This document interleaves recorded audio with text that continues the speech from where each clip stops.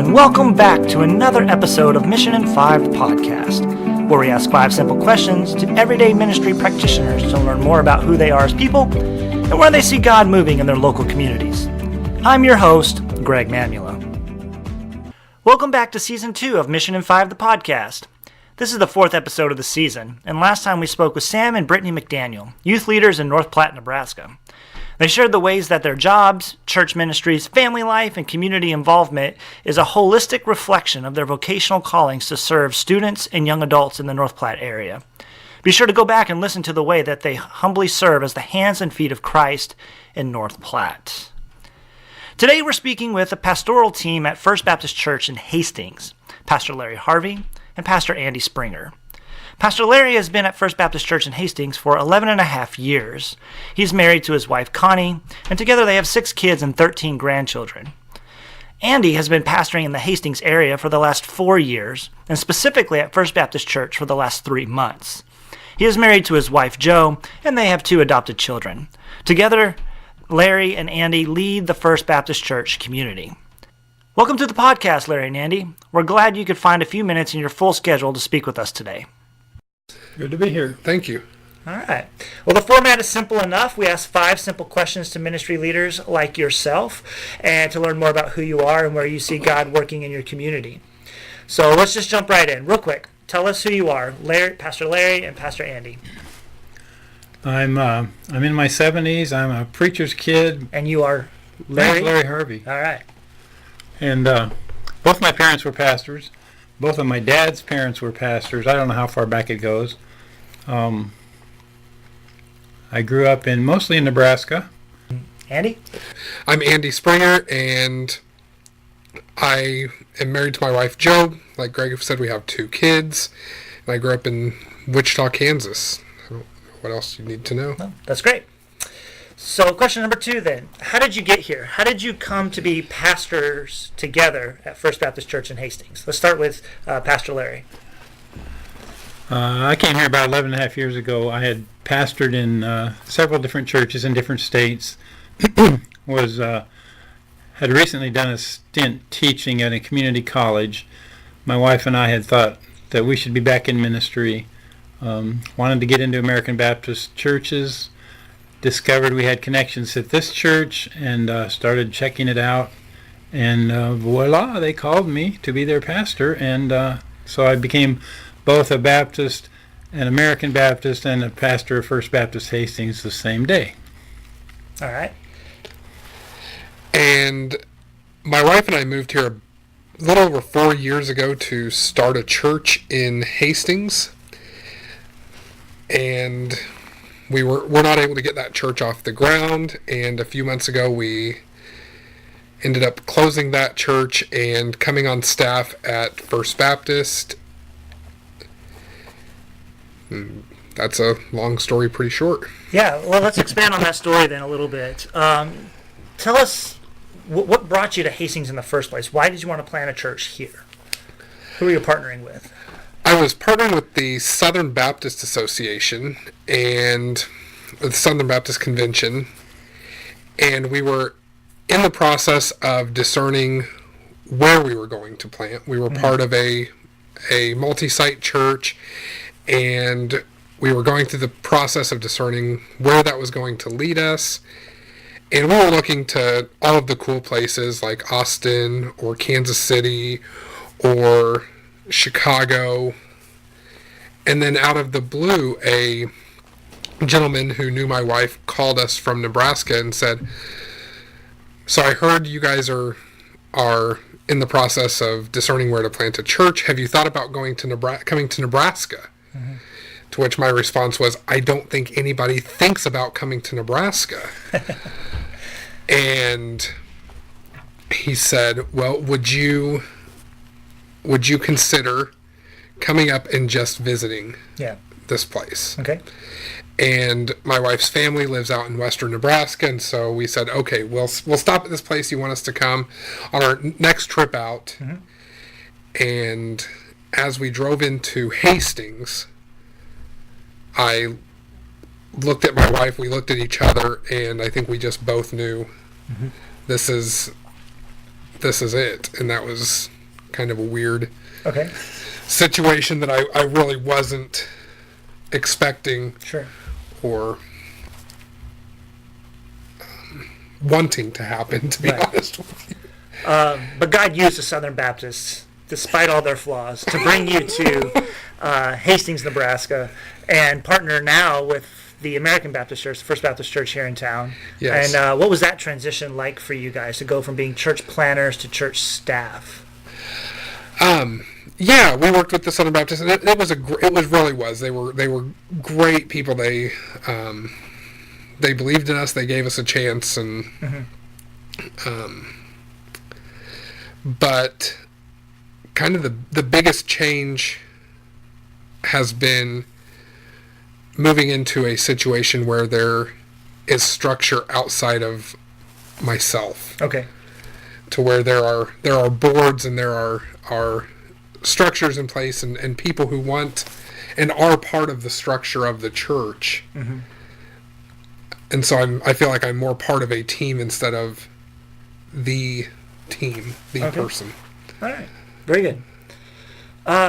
So question 3 then is kind of just your personal interest. What moves you? Do you have any passions, any hobbies, any interests that are worth sharing? That are worth sharing. I do like ministry. Okay, You know, yeah. it's weird. My personality doesn't quite fit it, but I like it. I believe in the value of preaching and teaching, and I enjoy doing those things, or trying to do those things, or preparing to do those things. Yeah. Outside of that, we bought a house on 1/3 of an acre with like 50 or 60 trees. I like fussing around outside. I like reading history, economics, kind of political theory and ethical theory stuff. And I do some writing. I have a blog, and I hope in the next 6 months to get some courses online that I'm developing. Okay. Now, I've had the pleasure of being a guest in Larry's home, and he may have one of the finest little writing rooms and libraries I've been in a while. Can you tell us about that? Yeah, I developed that just so some of you young guys could envy, because it took me 7 decades to get there. But it's nice. Yeah, I got an upstairs room on the front with some nice big windows and trees outside, and I got my shelves and a lot of my books on shelves and a nice computer place. And it's old, the house is 140 years old, but it's fun. So, describe your blog for us. What's the address, and then what's some of the content that you put on it? Publicchristian.com. It's kind of halfway split between personal spirituality issues and practices, and how those fit into ongoing issues in our culture and even in our politics. Wow. So I'm trying. Easy reading. Yeah. Well, I don't know. I try to make it easy reading, but it's not necessarily easy writing. Okay. Very good. Very good.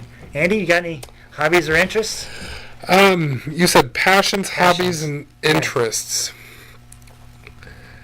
As far as passions, I am really passionate in ministry when it comes to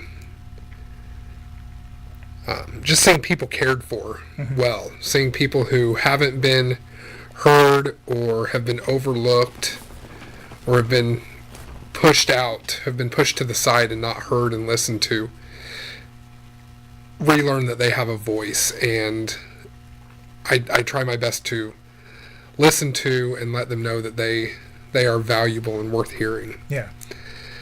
As far as interests and hobbies, I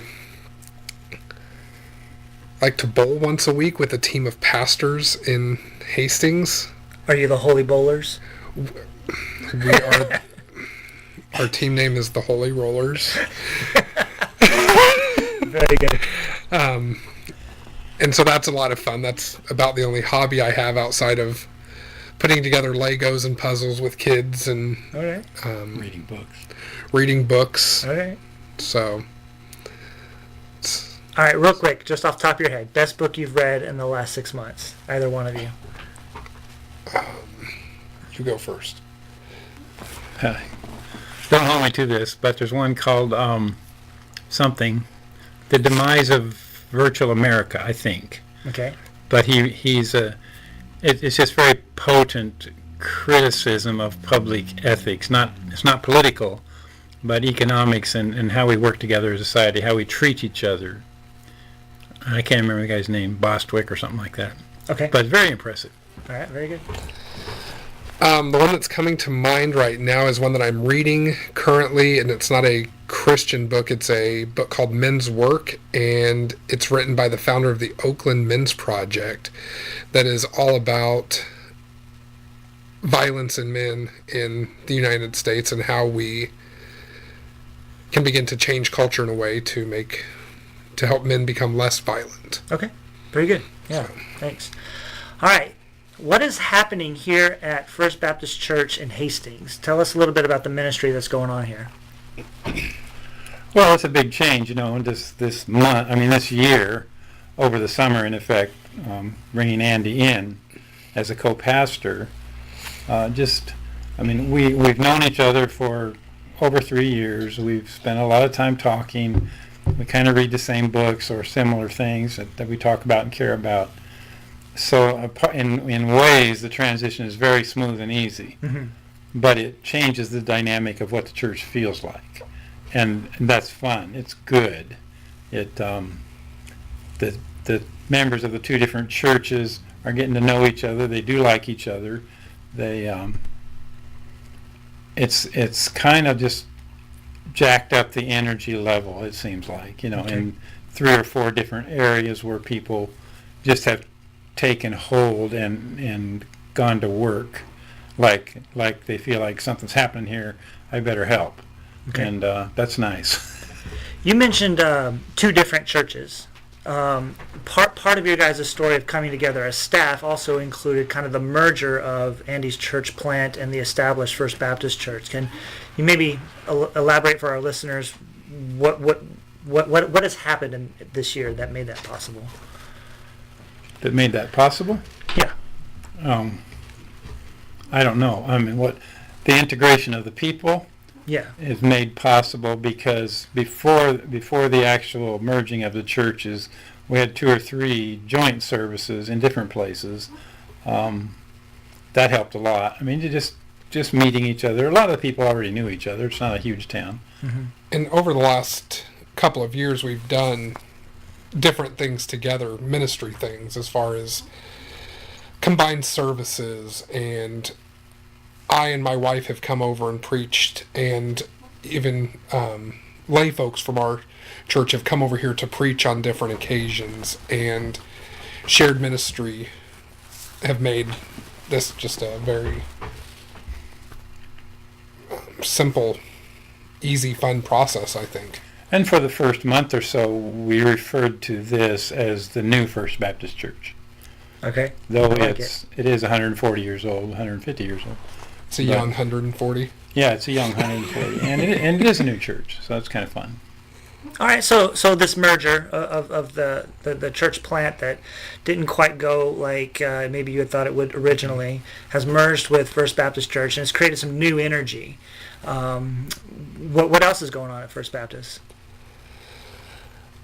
I think there's some. We had a cornhole tournament. I think there's some really exciting things happening in the way of discipleship and outreach.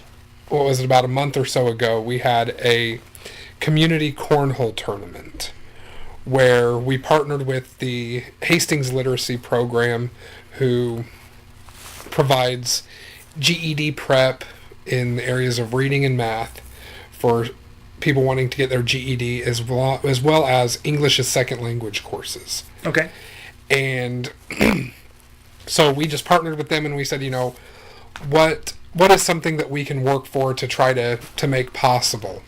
And they said, it would be really nice if we had Oxford Picture Dictionary workbooks to send home to our English as second language students so that they can share with their families what they're learning and practice on their own to help them become more successful in their daily lives. And so we had a tournament, and we were able to raise a few $100s for that program and purchase a handful of dictionaries. And that's cool. So, and then in the way of discipleship, we've been using the family table practice that you put together, and that's been a really great experience. We've had a group meeting at my wife and I's house, and we met for 3 weeks, and everyone that had been there had shared their story. And as we got to the end, a gentleman said, "Well, I guess that's it." and I said, "Yeah," I said, "I guess that is." I said, "But I've really enjoyed this," and everybody seemed to perk up a little bit. And so I said, "Would you guys be open just to meeting one more time to have dinner and just to spend this time together?" And it was just a resounding yes. And so we're going to be having dinner again. I promised to smoke some sort of meat, and everybody else will just bring in sides. And very good. So excellent. Was there anything else you'd like to add about what's going on in One thing we did do in preparing for the merger was, for the month or two before, we had several of their people who would be likely board members just join our board meeting, just to see how it went and get to know people better, and I'm sure that helped. It just makes people more comfortable. So it's kind of a unique ministry opportunity. You've got two congregations that are deciding to merge. This isn't something that happens a lot. Maybe it's something that a lot of our small towns might do well to do, is to merge a couple of smaller congregations into one congregation. And you've gone through this journey. Do you have any advice for people, like warnings of ways not to do this, or perhaps, like you've already shared, some of the positive things that you intentionally did in advance to make it work well?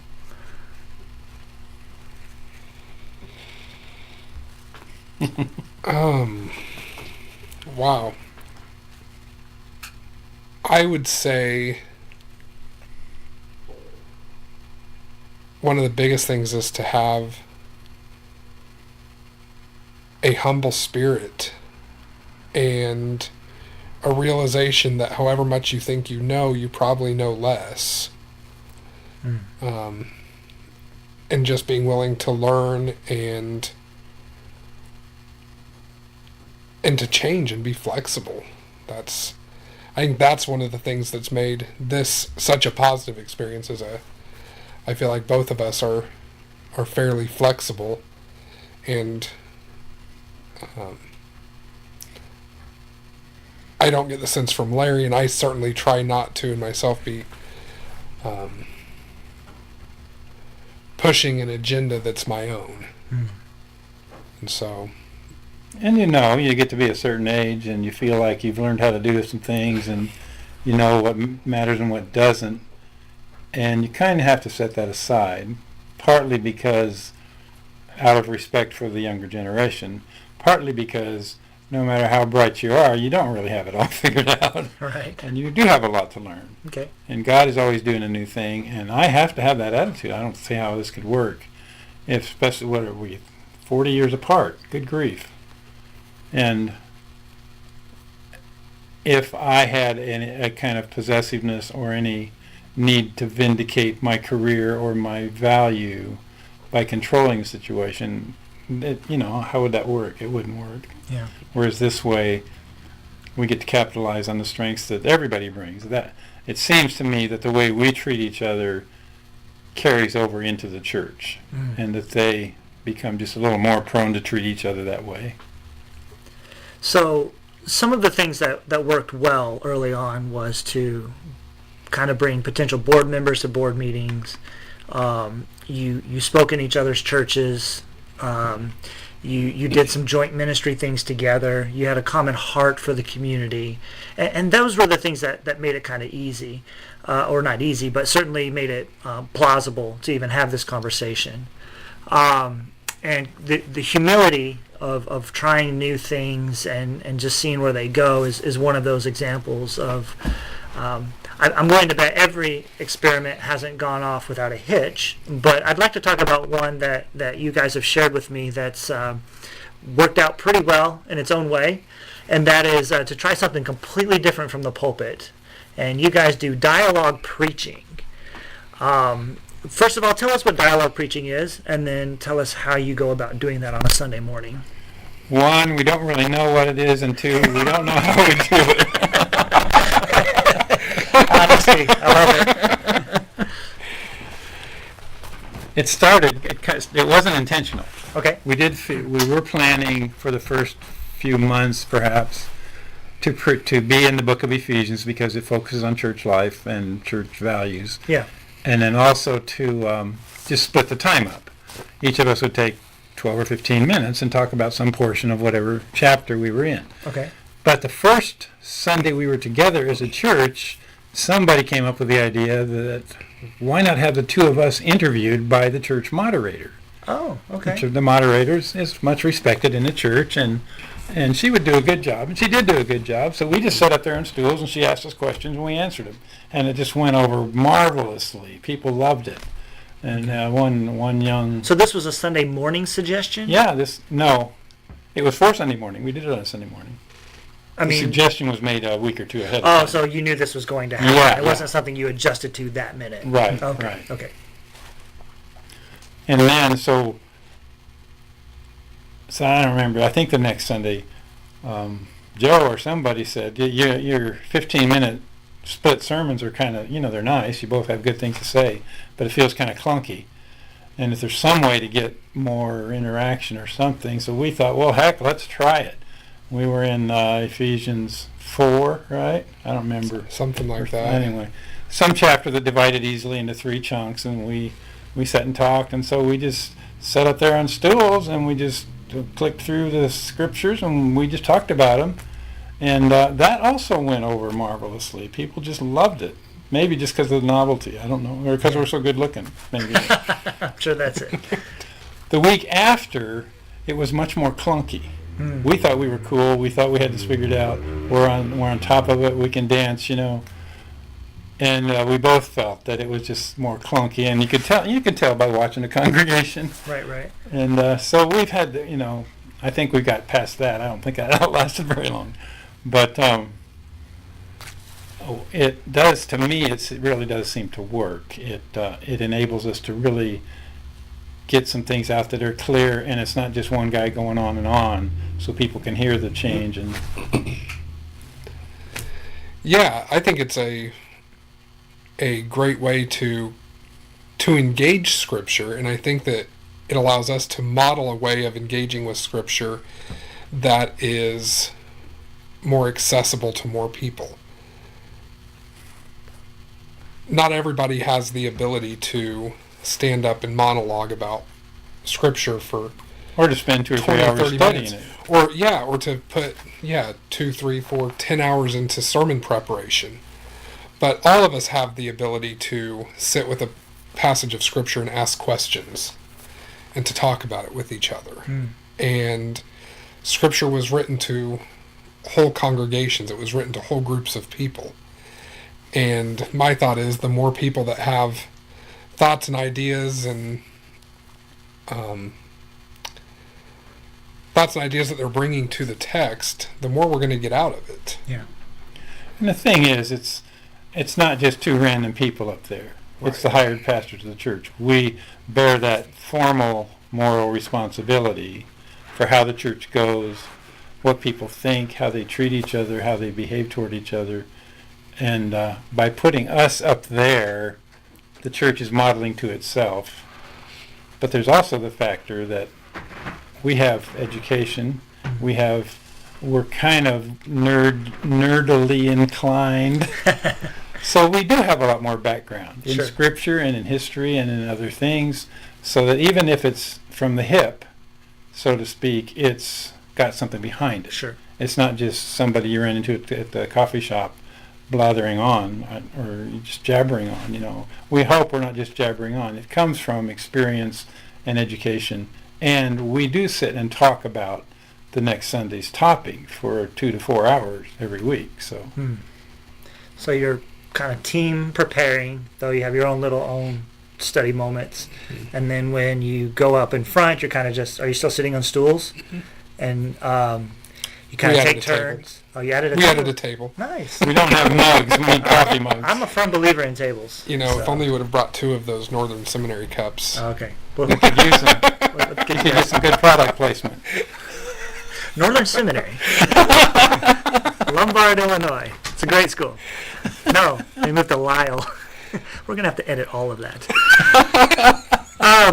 So is this the model, the dialoguing preaching? Is this what you're doing now, or do you feel like it's run its course, or do you think you're going to keep doing this for the foreseeable future? I think that we're going to keep doing it, at least to some extent. I think that it's going to be a major part of our preaching and teaching. Part of our working agreement as co-pastors is that both of us, each of us, is going to get more time away from the church, more Sundays away. Yeah. Which for both of us was virtually none. Right.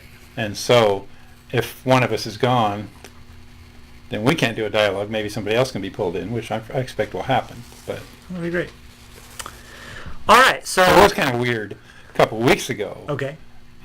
Andy was gone, or I was gone one Sunday, and then Andy was gone one Sunday. And, we've only done this a few weeks, but it was weird going back to the monologue or whatever you call it. It was fun, but... Well, very good. Let's do our final question. What's next for you guys? What's next for First Baptist Hastings? Maybe what's next for you personally? Do you have any trips or exciting things happening in your life?